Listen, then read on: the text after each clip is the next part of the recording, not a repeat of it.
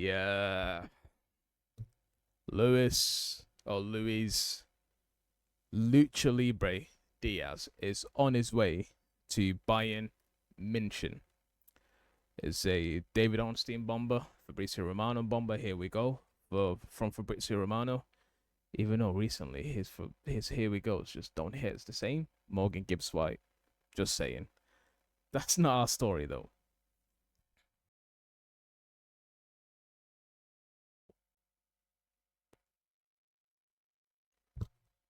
Are we working? Oh yeah, we're back. We're back.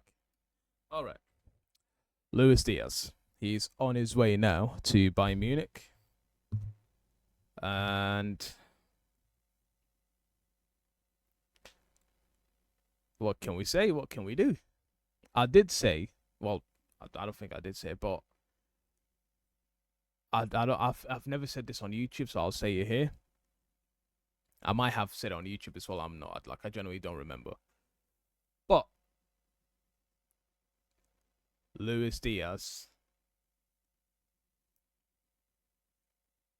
I really I wanted him to leave.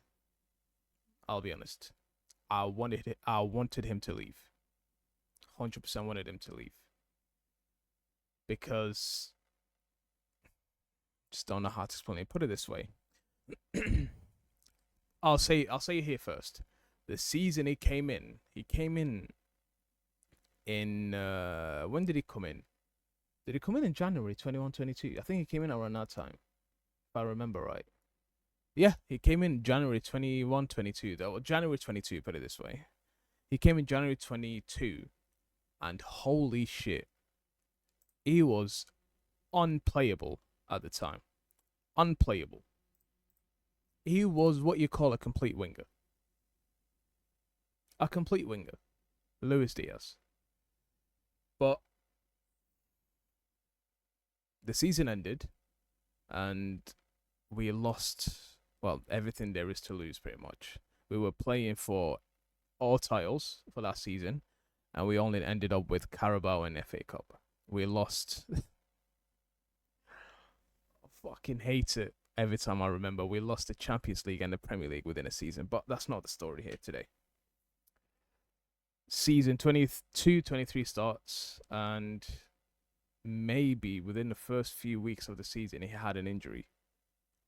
And that injury was long. Very, very, very long.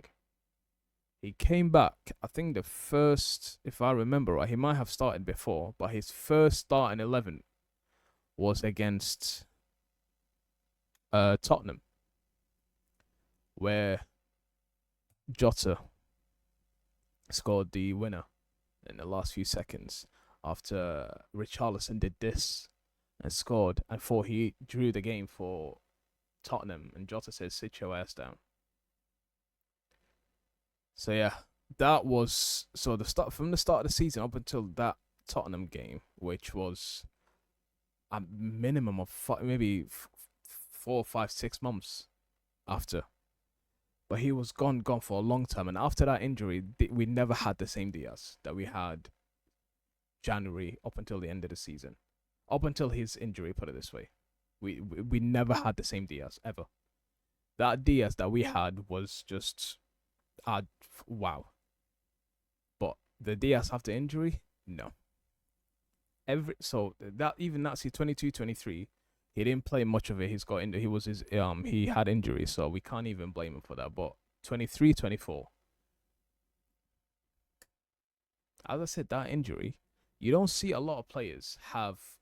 I don't know if it was hamstring, but it was either, I just really don't know, but it was one of them injuries. But I think it was hamstring. I could be wrong, but with hamstring, if you get a hamstring, it's very rare. Well, I'm not gonna say very rare, but it is rare to see a player come back to the way they were. Sometimes better. There's no. It's very, very, very tough for a player to come back the way they were especially after hamstring injury. And sure as shit, Luis Diaz never came back to the way he was. Now you might have seen him a few games here and there where he's the old Luis Diaz, but it was never ever consistent. He can play like Prime R9, like let's say Prime R9 this week, and then the week after he play like Bentner, the Arsenal player. It was never consistent with Luis Diaz after his injury. Now, the season just finished 24-25. The first 4, 5, 6 weeks he was ridiculous. I still remember that 2 goals he scored against United, and that 3-0 that we had in September last year. Yeah? The third week, and after that he was nowhere to be found. He came back. He had a hat trick against. Oh no, sorry, my bad. He scored 2 after against Bournemouth at home.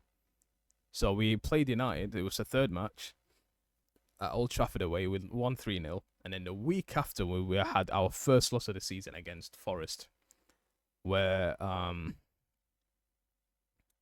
who scored against us?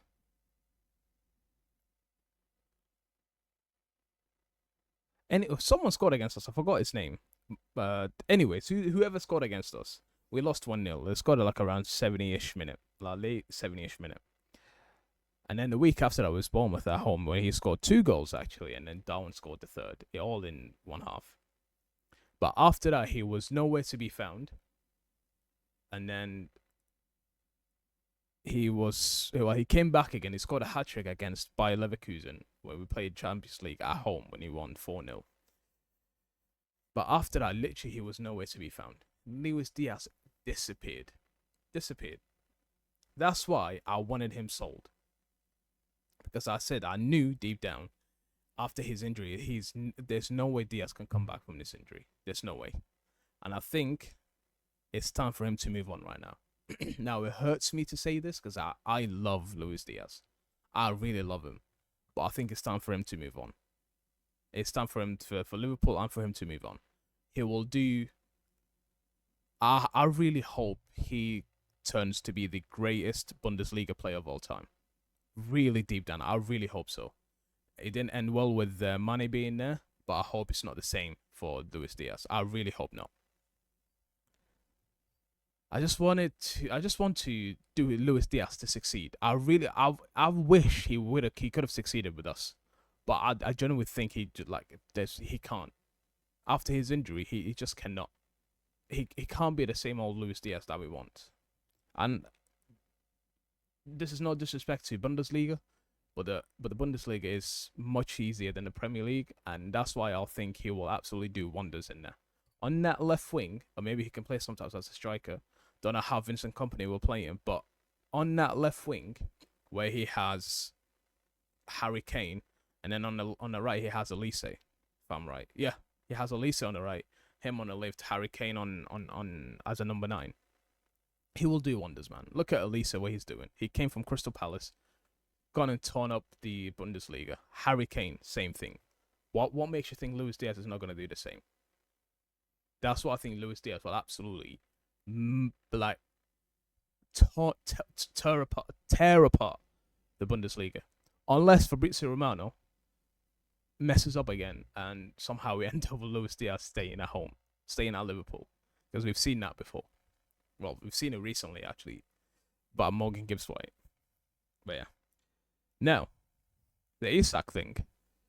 This will kind of almost, I don't want to say it, because it's nothing guaranteed yet, but this kind of almost fast forwards Liverpool point and bid for Isak, because as the dirt sheet says, we gonna have Ekitike play on the left and Isak play on the right. Isak play as a number 9.